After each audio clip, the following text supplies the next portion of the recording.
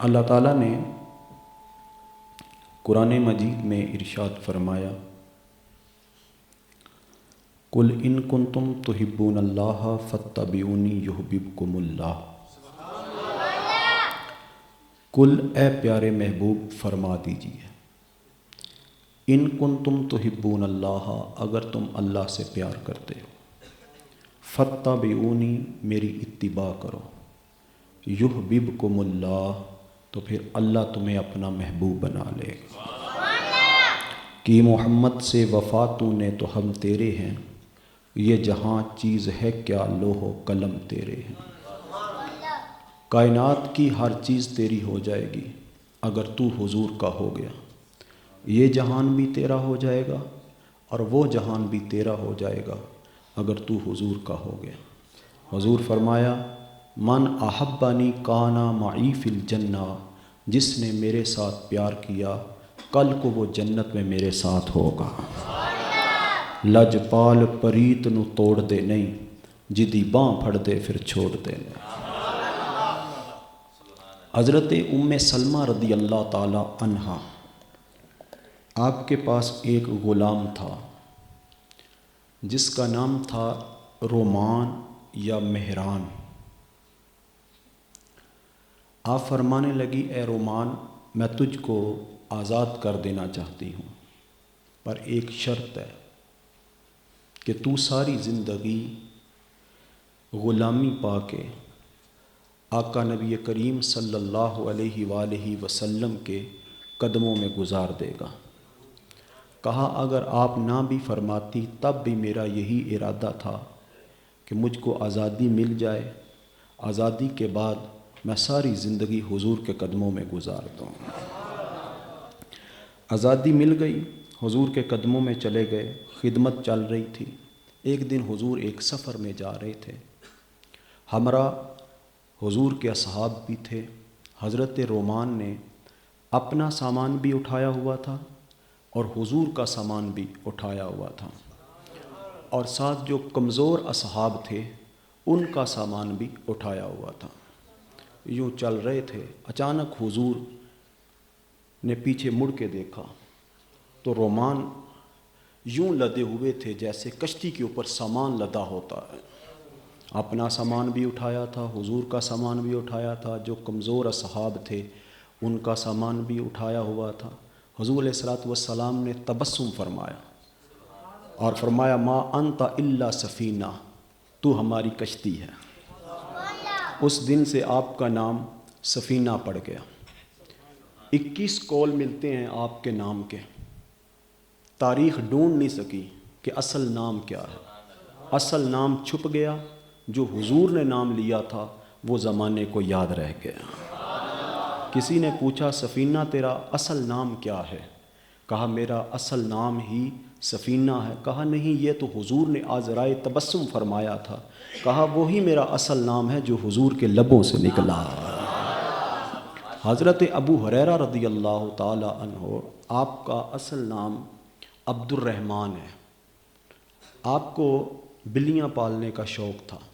ایک دن بلیوں کے ساتھ کھیل رہے تھے، حضور نے فرمایا یا ابا ہریرہ۔ اس دن سے آپ کا نام ابو ہریرہ پڑ گیا۔ لوگ پوچھتے آپ کا نام کیا ہے؟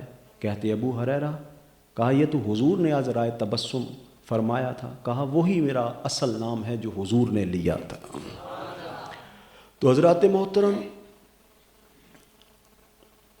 حضرت رومان، حضرت سفینہ نے اپنا سامان بھی اٹھایا ہوا تھا،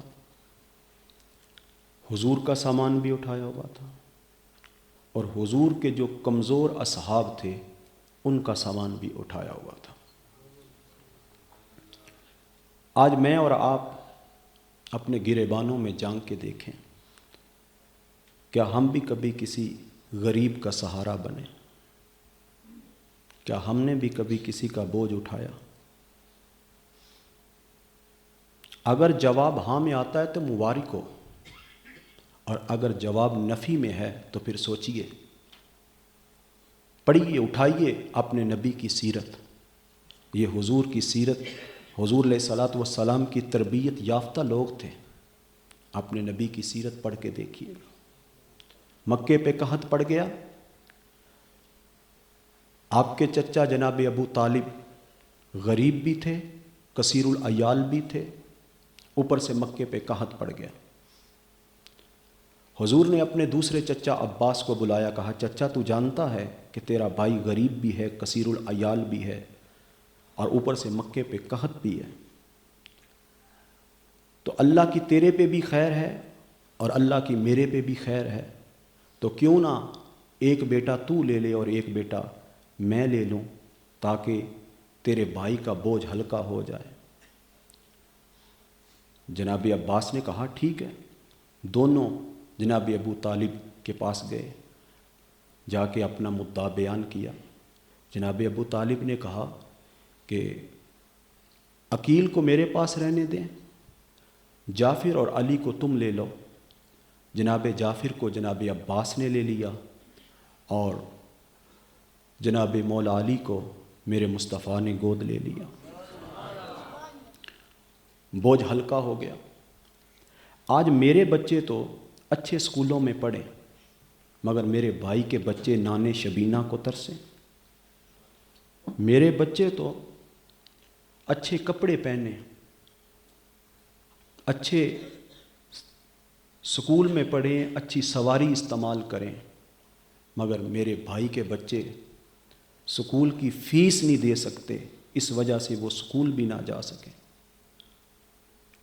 ذرا سوچئے, غور کیجئے, تدبر کیجئے, مل بانٹ کر کھانے کا رواج عام کیجئے. اپنے جو غریب بہن بھائی ہیں ان کے سر پہ شفقت کا ہاتھ رکھیں, مدد کیجئے, آگے بڑھیے. اسی کا نام انسانیت ہے. اگر احساس ہے تو ہم زندہ ہیں, اگر احساس نہیں تو ہم زندہ نہیں. ہاتھوں کے پکڑنے کا نام زندگی نہیں, آنکھوں کے دیکھنے کا نام زندگی نہیں, زبان کے بولنے کا نام زندگی نہیں, قدموں کے چلنے کا نام زندگی نہیں, احساس کا نام زندگی ہے. رگوں میں دوڑتے پھرنے کے ہم نہیں قائل, جو آنکھ ہی سے نہ ٹپکا وہ لہو کیا ہے. اقبال کہتا ہے رگوں میں گردش خون ہے اگر تو کیا حاصل, حیات سوزے جگر کے سوا کچھ اور نہیں. اقبال ایک جگہ کہتا ہے تر آنکھیں تو ہو جاتی ہیں پر کیا لذت اس رونے میں, جب خون جگر کی امیزش سے اشک پیازی بن نہ سکا. مسجد تو بنا لی شب بر میں ایمان کی حرارت والوں نے, یہ من اپنا پرانا پاپی برسوں میں نمازی بن نہ سکا. کیا خوب امیر فیصل نے سنوسی کو پیغام دیا, تو نام و نسب کا حجازی ہے پر دل کا حجازی بن نہ سکا. کیا خوب امیر فیصل نے سنوسی کو پیغام دیا, تو نام و نسب کا حجازی ہے پر دل کا حجازی بن نہ سکا. اقبال بڑا پودیشک ہے من مو لیتا ہے باتوں میں, گفتار کا غازی تو بنا کردار کا غازی بن نہ سکا. گفتگو کرتا ہے تو بڑوں بڑوں کی بولتی بند کروا دیتا ہے, چونک کچہری بازار میں پھٹے پہ بار دکان پہ کھڑا ہوتا ہے تو کسی کی مجال نہیں, اتنا فصیح اللسان ہے کسی کو بولنے نہیں دیتا, سب اس کے سامنے خاموش ہو جاتے ہیں. اگر اس کی حقیقت کو دیکھا جائے, اس کی نجی زندگی پہ نظر دوڑا کے دیکھا جائے, تو اس نے اپنے بہن بھائیوں کو صرف اس لیے چھوڑ دیا کہ وہ غریب ہیں, صرف اس لیے چھوڑ دیا کہ وہ غریب ہیں. تو میرے بھائی بہت باتیں کرنے سے انسان نہیں بنتا, اپنے سینے میں احساس پیدا کرو پھر انسان بنو گے. احساس پیدا کرو, احساس کا نام زندگی ہے. اگر احساس نہیں تو پھر زندہ نہیں ہو, یہ چلتی پھرتی لاش ہے, یہ چلتی پھرتی لاش ہے. اگر تمہارے اندر احساس نہیں ہے, احساس اپنے اندر پیدا کرو. دکھ درد اپنے اندر پیدا کرو. غریب بہن بھائیوں کے کام آؤ, غریب ہمسایوں کے کام آؤ, یتیموں مسکینوں بیواؤں لاچاروں بے سہاروں بے یاروں مددگار لوگوں کے کام آؤ. اسی کا نام زندگی ہے. مل بانٹ کر کھانا شروع کرو. کسی نے کسی بزرگ سے پوچھا تھا کہ زہر کیا ہوتا ہے, بزرگوں نے کہا جو تیری ضرورت سے زیادہ ہو وہ زہر ہے. جو تیری ضرورت سے زیادہ ہے وہ زہر ہے۔ اسی لیے تو آج ہر کسی کو کوئی نہ کوئی بیماری لگی ہوئی ہے، کسی کو شوگر ہے، کسی کو کینسر ہے، کسی کو بلڈ پریشر ہے، کسی کو ہارٹ کی پرابلم ہے۔ اتنی نعمتیں ہونے کے باوجود ہم کھا نہیں پاتے۔ اس کی وجہ کیا ہے؟ ڈاکٹر نے منع کیا؟ ڈاکٹر نے نہیں منع کیا، یہ ہماری پوری ہو چکی ہیں، ہم کھا چکے ہیں۔ اگر ہم مل بانٹ کے کھاتے تو پھر ساری زندگی کھاتے ہیں۔ اگر ہم مل بانٹ کر کھاتے تو ساری زندگی کھاتے، مگر ہم نے مل بانٹ کر کھایا نہیں، اس لیے آج ہم پہ سب کچھ بند کر دیا گیا۔ ڈاکٹر نے بند کر دیا، یہ بھی نہیں کھانا، وہ بھی نہیں کھانا، وہ بھی نہیں کھانا، وہ بھی نہیں کھانا۔ کیوں؟ صرف اس لیے کہ ہم نے مل بانٹ کے کھانا چھوڑ دیا۔ آئیے، وہ پنجابی میں کہتے ہیں جنہیں رل کھادا جنہیں رل مل کھادا انہیں کھنڈ کھادی۔ تو جس نے رل مل کے کھایا وہ سمجھو کہ وہ ساری زندگی کھائے گا۔ تو اپنی زندگی کو بدلو یار۔ آج کی اس محفل کا لنگر لے جاؤ، صرف چاول لنگر نہیں ہوتا، یہ بھی لنگر ہوتا ہے۔ آج کی محفل کا یہ لنگر ہے۔ جاؤ یار، اپنے رشتوں کو منا لو، جو رشتہ تم سے چھوٹا ہوا ہے نا، جاؤ منت و سماجت کرو، جاؤ منا لو یار۔ میلاد کا صدقہ، تیرا نبی غریبوں کے سر پہ ہاتھ رکھنے کے لیے آیا تھا، تیرا نبی یتیموں، بیواؤں، مسکینوں، لاچاروں کا سہارا بن کے آیا تھا۔ آج نبی کا میلاد منانے والا اپنے انا کے بت کو کیوں نہیں توڑ رہا؟ وہ اپنے رشتوں کو چھوڑ دیا صرف اس لیے کہ اس کی بہن غریب ہے۔ اس نے اپنی بہن کو صرف اس لیے چھوڑ دیا کہ اس نے اس کی جائیداد سے، باپ کی وراثت سے حق مانگ لیا۔ کیا وراثت سے حق بنتا نہیں؟ اللہ اور اس کے رسول نے دیا نہیں؟ تو کس بات پہ ناراض ہوتا ہے بہن سے؟ جا کے بہن کو منا لے۔ دنیا کائنات میں بہن جیسا رشتہ کہیں سے نہیں ملے گا۔ اللہ نے ایسا انمول رشتہ دیا ہوا ہے، جن کی بہنیں نہیں ترس رہے ہیں ایسے رشتوں کو۔ اور تیری بہن ہے، اور چھوٹی ہے تو بیٹیوں جیسی ہے، بڑی ہے تو ماؤں جیسی ہے۔ وہ کھاتی اپنے خامند کے گھر ہے، پہنتی اپنے بیٹوں کے گھر ہے، مگر جب رب کی بارگاہ میں ہاتھ اٹھاتی ہے تو پہلے اپنے ویروں کے لیے دعا کرتے ہے، پہلے اپنے ویروں، اپنے بھائیوں کے لیے دعا کرتی ہے۔ اور اتنا پیارا رشتہ تو نے ایک انا کی وجہ سے چھوڑ دیا۔ اس نے جائیداد سے حصہ کیوں مانگ لیا؟ میرے بیٹے کو رشتہ کیوں نہیں دیا؟ میری بیٹی کیوں نہیں اس نے لی؟ میں نہیں لیتا اس سے رشتہ، کیوں؟ اس لیے بیٹی بھی صالح، بیٹی حسن صورت میں بھی اعلیٰ، حسن کردار میں بھی اعلیٰ، حسن سیرت میں بھی اعلیٰ، مگر اس کے باوجود بہن سے رشتہ نہیں لے رہا۔ کیوں؟ اس لیے میرے بیٹے کی بارات کو سنبھالے گا کون؟ میرے بیٹے کی جائیداد میں، میرے بیٹے کی جہیز میں، بیٹی کے جہیز میں کیا دے گی؟ اتنے قابل نہیں ہے کہ وہ کسی سوسائٹی میں مکان لے کے دے سکے، وہ کوئی گاڑی لے کے دے سکے۔ بس یہ معاملہ ہے، اور اس وجہ سے تو نے اپنی بہن کو چھوڑ دیا۔ اتنا پیارا رشتہ۔ تجھے 1400 سال پیچھے لے جاؤں، تیرے مصطفیٰ کا دربار غزوہ حنین میں فاتح بن کے حضور تشریف فرما، جنگی قیدی حضور کی بارگاہ میں پیش کیے جا رہے ہیں۔ ان جنگی قیدیوں میں خواتین بھی ہیں۔ ایک خاتون آگے بڑھ کے عرض کرتی ہے، اے محمد، آنکھ اٹھائیے، میری طرف دیکھیے، میں آپ کی بہن شیما ہوں۔ حضور فرماتے ہیں، اس کی کیا نشانی ہے؟ عرض کی، حضور بچپنے میں آپ کو کھلایا کرتی تھی، ایک دن میں نے آپ کو تنگ کیا، تنگ کرنے کی وجہ سے آپ نے مجھے کاٹ دیا، اس کاٹنے کا نشان آج بھی ادھر موجود ہے۔ حضور نے فرمایا، ہاں میری بہن، وہ واقعہ مجھے یاد آ گیا۔ حضور نے یوں مزمل کی چادر لی، یوں نیچے بچھا دی، کہا میری بہن ادھر نہ کھڑی ہو، ادھر آ کے مزمل کی چادر پہ بیٹھ جا۔ یہ ہے میرے مصطفیٰ کی شان۔ اپنی بہن کو ادھر بلایا اور بلا کے مزمل کی چادر پہ بیٹھا دیا، اور فرمایا، اب بتا میری بہن کس کام کے لیے آئی ہے؟ عرض کی، حضور میرے قبیلے کے قیدی پکڑے گئے ہیں، ان قیدیوں کو چھڑانے کے لیے آئی ہوں۔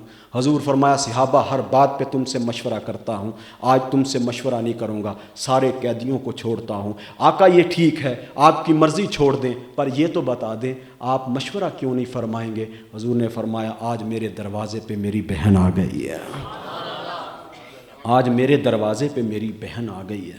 حضور علیہ الصلاۃ والسلام کی یہ تعلیمات ہیں، تیرے دروازے پہ تیری بہن آ جائے، پھر وہاں سے روتی ہوئی جائے۔ میں کہتا ہوں، جس آنگن میں ساری زندگی وہ کھیلتی رہی باپ کے گھر میں، آج بھائیوں کے دروازے سے روتی ہوئی نکلتی ہے، قیامت نہیں آ جاتی؟ سوچو، تھوڑا نہیں سارا سوچو، گریبان میں جھانک کے دیکھو، اگر چھوڑا ہے بہن کو تو منا لو یار، اس انا کے بت کو توڑ دو۔ میں کہتا ہوں اس کائنات میں سب سے بڑا بت سٹیٹس کا بت ہے، سب سے بڑا بت دولت کا بت ہے۔ اس دولت کے بت نے، اس سٹیٹس کے بت نے ہم سے کتنے رشتے چھین لیے، کتنے رشتے چھین لیے۔ بہن کا رشتہ چھین لیا، بھائی کا رشتہ چھین لیا، سسرال کا رشتہ چھین لیا، ننیال کا رشتہ چھین لیا، ددیال کا رشتہ چھین لیا، پیاروں کا رشتہ، دوستوں کا رشتہ، کتنے رشتوں کا یہ قاتل ہے یہ سٹیٹس۔ اس انا کے بت کو توڑو۔ اقبال کہتا ہے مسلمہ سر نبی بیگانہ شد، باز این بیت الحرم بت خانہ شد، از مناتو لاتو عزا و حبل ہر یکے وارد بتے اندر بغل۔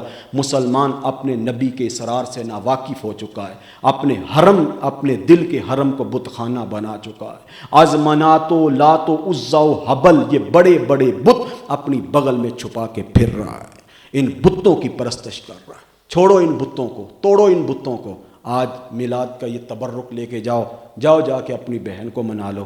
کوئی بات نہیں یار، بڑی بہن ہے تو ماں جیسی ہے، اگر ہاتھ بھی باندھنا پڑ جائے تو کوئی بات نہیں، منت و سماجت بھی کرنا پڑ جائے تو کوئی بات نہیں۔ اگر بہن چھوٹی ہے تو بیٹیوں جیسی ہے۔ بیٹی کا جو مقام میرے مصطفیٰ نے بیان فرمایا، حضور علیہ الصلاۃ والسلام کی شہزادی تشریف لاتی ہیں، حضور کھڑے ہو کے استقبال فرماتے ہیں، حضور کھڑے ہو کے بیٹی کا استقبال کرتے ہیں۔ بیٹیاں ہیں، اگر چھوٹی ہیں تو بیٹیوں کی طرح، ان بیٹیوں کو نہ رلایا کرو۔ چھوٹی بہنیں بیٹیوں کی طرح ہوتی ہیں، ان کو نہ رلایا کرو۔ یہ 4 دن تمہارے پاس ہیں، پھر یہ سسرال چلے جائیں گی۔ ایک جنت کو حاصل کرنے کی خاطر، ایک خاوند کی خاطر پتہ نہیں کتنے گھر کی روٹیاں پکائے گی، کتنی خدمت کرے گی۔ اس کو نہ رلایا کرو، اس کو نہ تنگ کیا کرو، یہ کتنی خدمت کرے گی آگے جا کے۔ آج تیری بہن یا تیری بیٹی ہے، یہ تو نصیب والا ہوتا ہے شخص جس کے پاس چھوٹی بہن یا بیٹی ہو۔ وہ کسی نے کیا خوب کہا ہے کہ جائیداد کے وارث بیٹے ہوتے ہیں، جنازوں کی وارث بیٹیاں ہوتے ہیں۔ جن کے بیٹیاں نہیں ہوتی ان کے جنازے کبھی دیکھا کریں، کتنے بے رونق ہوتے، کتنے بے رونق ہوتے ہیں ان کے جنازے جن کے ہاں بیٹیاں نہیں ہوتی۔ قدر کرو بیٹیوں کی۔ میرے مصطفیٰ نے آ کے بیٹیوں کی قدر بتائی۔ اس دور میں، جس دور میں بیٹیوں کو کوئی قبول نہیں کرتا تھا، میرے مصطفیٰ نے اٹھ کے بیٹی کا استقبال کر کے دکھایا تھا۔ بیٹیوں کی قدر کرو۔ رشتوں میں یہ جو دراڑیں ہیں نا یار، ان کو ختم کرو۔ جاؤ تم خود چل جاؤ یار، جا کے معافی مانگو۔ ماں ناراض ہے تو منا لو یار، باپ ناراض ہے تو منا لو۔ ماں باپ جیسا رشتہ اس کو بھی انا کی وجہ سے ہم نے چھوڑ دیا، بیوی کے پیچھے لگ کے چھوڑ دیا۔ ماں جیسا رشتہ کہیں سے نہیں ملے گا، یہ بات یاد رکھنا۔ جاؤ، ماں ناراض ہے تو منا لو، یہ لنگر ہے میلاد کا، ماں کو راضی کر لو، ماں کو ناراض نہ کرو، ماں کو راضی کر لو۔ ماں جیسی نعمت، مفکر اسلام اقبال جیسی مفکر ملت، حکیم الامت علامہ اقبال انگلستان میں پڑھنے کے لیے گیا، پیچھے سے ماں کا انتقال ہو گیا۔ اقبال کو خط گیا، اس وقت ٹیلی فون نہیں ہوا کرتے تھے۔ اقبال بڑا رویا، آ تو سکتا نہیں تھا۔ پھر اقبال نے ایک بڑی لمبی نظم لکھی ماں کی شان میں، اس کے 2 شعر سنیے گا۔ اقبال کہتا ہے، کس کو ہوگا اب وطن میں آہ میرا انتظار، کون میرا خط نہ آنے سے رہے گا بے قرار، خاک مرکز پر تیری یہ فریاد لے کر آؤں گا، اب دعائے نیم شب میں میں کس کو یاد آؤں گا، عمر بر تیری محبت میری خدمت گر رہی، جب میں تیری خدمت کے قابل ہوا تو چل بسی۔ انسان نے غربت کا دور دیکھا ہو نا، تو پھر اللہ تعالیٰ خوشحالی دے دے، تو غربت کی حالت میں ماں باپ چلے جائیں تو سب سے پہلے جو شخصیت بندے کو یاد آتی ہے نا، آنگن میں بہاریں جب آ جائیں، نیچے گاڑی آ جائے، عالی شان مکان ہو، تو سب سے پہلے بندے کو اپنی ماں یاد آتی ہے۔ کاش آج میری ماں زندہ ہوتی، کاش آج میری ماں زندہ ہوتی۔ غنیمت جانی ہے، جن کی مائیں زندہ ہیں جائیے جا کے ماں کو منا لو۔ اس قدموں کے نیچے جنت ہے، اپنی جنت کو ناراض نہ کرو۔ میرے مصطفیٰ کریم نے ماں کی عملی تعظیم کر کے دکھائی۔ یہ ہمارے لیے حضور کی سیرت ہم اسوہ لقد کان لکم فی رسول اللہ اسوۃ حسنہ، یہ ہمارے لیے نمونہ ہے۔ آئیے اپنی زندگی کو بدلنے کی کوشش کیجیے، اپنے اندر تبدیلی لے کے آئیے۔ یہ جو عمران خان تبدیلی لے کے آ رہا ہے، یہ تبدیلی نہیں، اسلام والی تبدیلی لے کے آئیے، قرآن والی تبدیلی لے کے آئیے۔ میلاد میں آنے کو بامقصد بنائیے، بامقصد بنائیے۔ ہم کیوں میلاد مناتے ہیں؟ زمانے کو دکھاتے ہیں، زمانے والوں، وہ انسان جو بٹکا پھرتا تھا، جس کو اپنی بھی معرفت نہیں تھی، اپنی بھی پہچان نہیں تھی، انسان کو معرفت اور پہچان دینے والے مصطفیٰ اس دن تشریف لے کے آئے تھے۔ نہ ماں کی قدر، نہ بہن کی قدر، نہ بھائی کی قدر، نہ باپ کی قدر، کسی کی قدر نہیں تھی، میرے مصطفیٰ نے آ کے بتائی قدر۔ تو میرے بھائی، بس یہی درد دل، یہ 7 گھنٹوں میں سفر کر کے آپ کے پاس جو پہنچا، یہی درد دل لے کے آیا۔ رشتوں کو نہ چھوڑو، اپنے رشتوں کو منا لو، جہاں قربانی دینا پڑتی ہے دے دو یار۔ بعض اوقات بندہ کہتا ہے میں ہار جاواں، لو میرا تے پھر جنازہ نکل جائے گا، میں ہار گیا تے، اوے ہار جا، ہارن دا نہ ہی جتن ہوندا ہے۔ بعض اوقات ہار جانا جیت جانے سے بہتر ہوتا ہے۔ ہر وقت جیتنے کے چکر میں نہ رہو، کبھی کبھی ہار بھی جایا کرو، ہارنا سیکھو۔ جو لوگ ہار جاتے ہیں وہ در حقیقت جیت جاتے ہیں، جو لوگ ہار جاتے ہیں وہ در حقیقت جیت جاتے ہیں۔ حضرت جنید بغدادی رحمۃ اللہ تعالی علیہ بادشاہ کے پہلوان تھے۔ ایک سید زادہ بادشاہ کے پاس آیا، آ کے کہنے لگا بادشاہ میں تیرے پہلوان سے کشتی کرنا چاہتا ہوں۔ بادشاہ نے کہا اپنا نحیف کمزور وجود دیکھ، میرے پہلوان سے مقابلہ کرے گا؟ کہا بادشاہ ایک گر مجھے آتا ہے جو تیرے پہلوان کو نہیں آتا۔ وقت مقرر کر لیا گیا، جگہ کا تعین کر لیا گیا، منادی نے ندا دے دی، لوگ جمع ہو گئے، اکھاڑے میں بادشاہ کا پہلوان نکلا، لوگوں نے داد دی۔ بعد میں سید زادہ آیا، لوگ دیکھ کے حیران ہو گئے، یہ مقابلہ سید زادہ اس کے ساتھ پہلوان کے ساتھ کرے گا، چلو دیکھتے ہیں کیا بنتا ہے۔ اتنے میں دونوں پہلوان آپس میں ملے۔ جب وہ سید زادہ جنید بغدادی کے قریب ہوا نا تو کان میں کہنے لگا جنید یاد رکھنا میں سید زادہ ہوں، نبی کی آل ہوں، علی کی اولاد ہوں، مجھے یہاں غربت لے کے آئی، میرے بچے بھوکے ہیں۔ جنید بغدادی کی سمجھ میں بات آ گئی۔ میں کہتا ہوں وہ لوگ بھی نصیب والے ہوتے ہیں جن کی سمجھ میں کوئی بات آ جائے۔ میں 4 گھنٹے بھی تقریر کرتا رہوں تو نصیب اچھے نہ ہوئے تو سمجھ نہیں آئے گی، اگر میں نے آدھا گھنٹہ تقریر کی نصیب اچھے ہوئے تو سمجھ آ جائے گی۔ نصیب اچھے ہوں تو سمجھ آتی ہے، نصیب اچھے نہ ہوں تو سمجھ نہیں آتی، یہ بات یاد رکھنا۔ لوگوں نے چاند کے 2 ٹوٹے ہوتے دیکھا، چاند کو 2 ٹکڑے ہوتے دیکھا، سورج کو پلٹتے ہوئے اثر پہ آتے دیکھا، ہاتھوں پہ کنکریوں کو کلمے پڑھتے سنا پر سمجھ نہ آئی، مگر قرب و جوار میں رہنے والوں کو سمجھ نہ آئی۔ کیوں؟ اس لیے کہ ان کے نصیب اچھے نہیں تھے، مگر جن کے نصیب اچھے تھے، کوئی حبشہ سے چلا تو اس کو سمجھ آ گئی، کوئی فارس سے چلا تو اس کے سمجھ آ گئی، کوئی روم سے چلا تو اس کو سمجھ آ گئی۔ جن کے نصیب اچھے ہوں تو ان کو سمجھ آ جاتی۔ جنید بغدادی کی سمجھ میں بات آ گئی، مصنوعی سا زور لگایا، چاروں شانے چت ہو گئے۔ سید زادہ چھاتی پہ بیٹھ گیا، لوگوں نے کہا نہ یہ کوئی داؤ چل گیا، دوبارہ کشتی کی جائے۔ دوبارہ کشتی ہوئی، پھر وہی الفاظ دہرائے سید زادے نے۔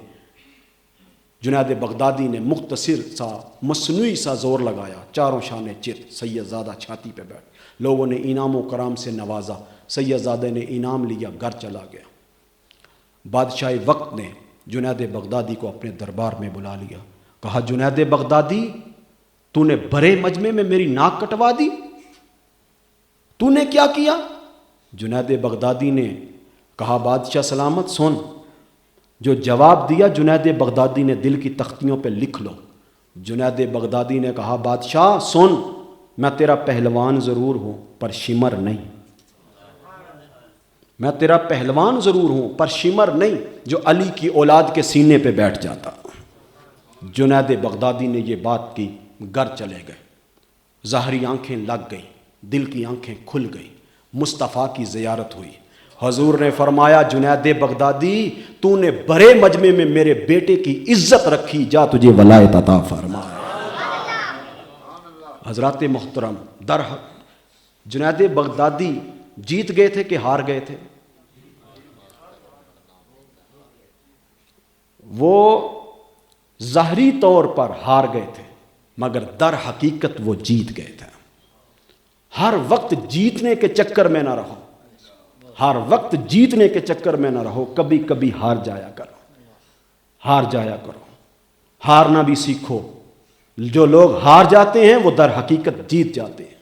اہل علم کے سامنے ہار جایا کرو، اہل عمل کے سامنے ہار جایا کرو، اپنے رشتوں کے سامنے ہار جایا کرو، اپنے بہن بھائیوں کے سامنے ہار جایا کرو، اپنی ماں باپ کے سامنے ہار جایا کرو۔ جتن جتن ہر کوئی کھیڈے ہارن کھیڑ فقیرہ، جتن دا مل کوڈی پیندا ہارن دا مل ہیرا۔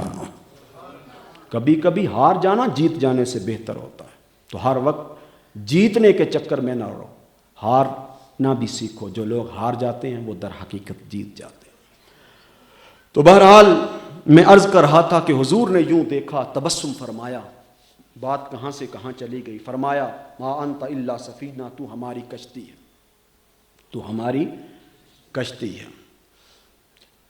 جناب سفینہ غالباً حضرت امیر معاویہ کے دور میں جب عساکر اسلام نے روم کی جانب پیش قدمی کی تو یہ لشکر کے ساتھ تھے، کہیں بٹک گئے یا پکڑے گئے، چھوٹ کر جنگل میں آئے تو آگے شیر، جب شیر نے انسان کو دیکھا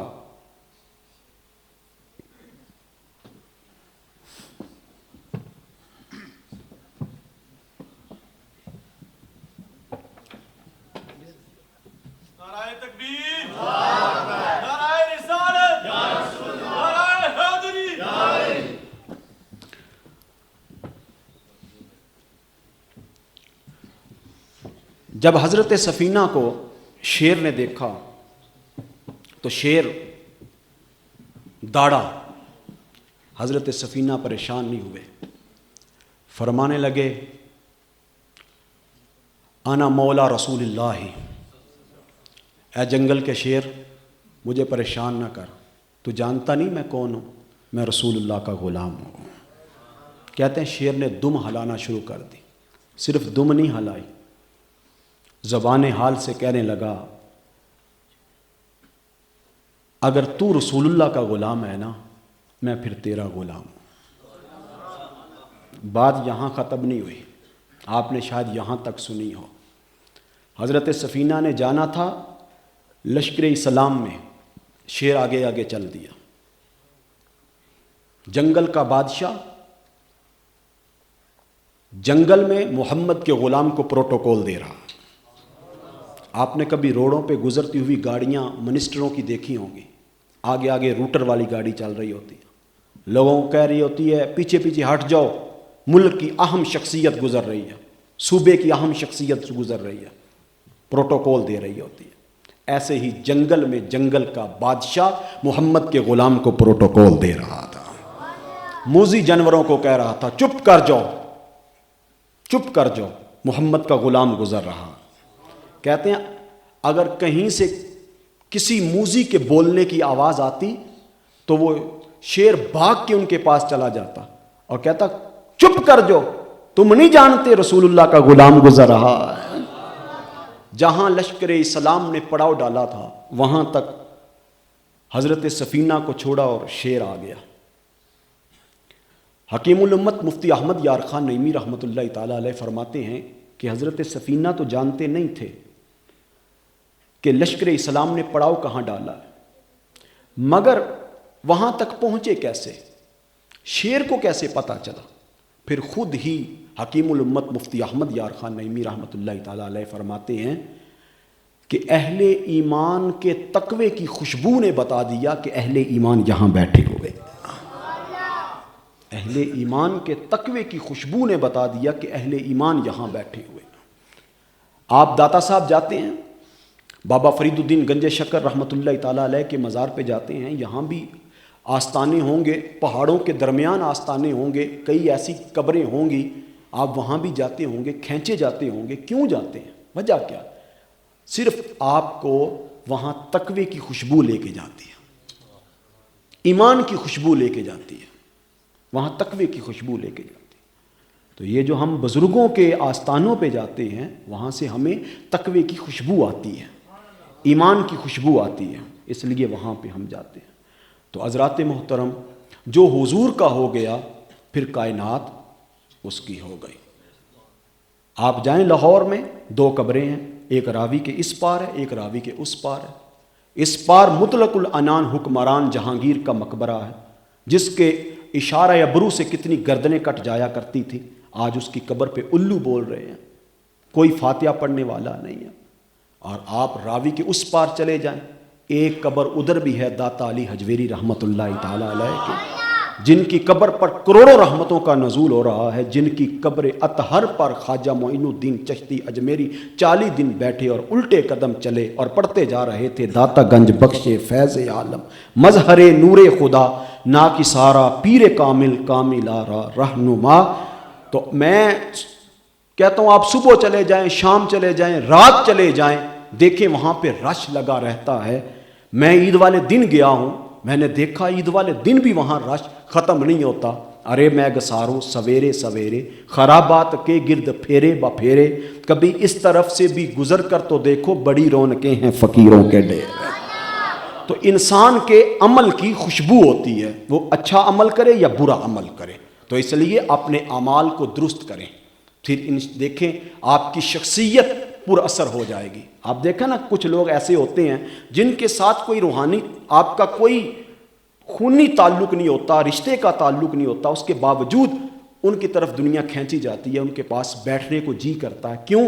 اس لیے کہ ان سے تقوی کی خوشبو آ رہی ہوتی ہے، تقوی کی خوشبو آ رہی ہوتی ہے، اور ہماری روحیں اس کی طرف مائل ہوتی ہیں. اور کچھ لوگ ایسے ہوتے ہیں ان کے اعمال کی خوشبو ہمیں ان کی طرف کھینچتی ہے، اور کچھ لوگ ایسے ہوتے ہیں جن کو ایک مرتبہ مل لو پھر ساری زندگی ملنے کو جی نہیں کرتا. کیوں؟ وہ اتنے گندے ہوتے ہیں، اتنے گندے ہوتے ہیں، ان کی گندگی کی بدبو ہوتی ہے، پھر دوبارہ ان کے پاس بیٹھنے کو جی نہیں کرتا. آئیے اپنی گندگی کو مٹائیے اور اچھے بنیے، تاکہ زمانہ مرنے کے بعد ہمیں اچھا کہے. زمانہ جئیں تو لوگ ہمارے پاس بیٹھنے کے لیے ترسیں. اللہ تعالیٰ مجھے اور آپ کو عمل کی توفیق عطا فرمائے. مختصر زندگی ہے، اس مختصر زندگی کو غنیمت جانتے ہوئے گزاریے. یہ سانسوں کی مالا پتہ نہیں کب ٹوٹ جائے، یہ سانسوں کی مالا پتہ نہیں کب ٹوٹ جائے. اپنی زندگی کو غنیمت جانیے، اپنے رب کے حضور جھکیے، نماز فجر کا، ظہر کا، عصر، مغرب، عشاء کا اہتمام کیجیے، شریعت مطہرہ کے مطابق اپنی زندگی کو گزارنے کی کوشش کیجیے. یار زندہ صحبت باقی. اللہ مجھے اور آپ کو عمل کی توفیق عطا فرمائے.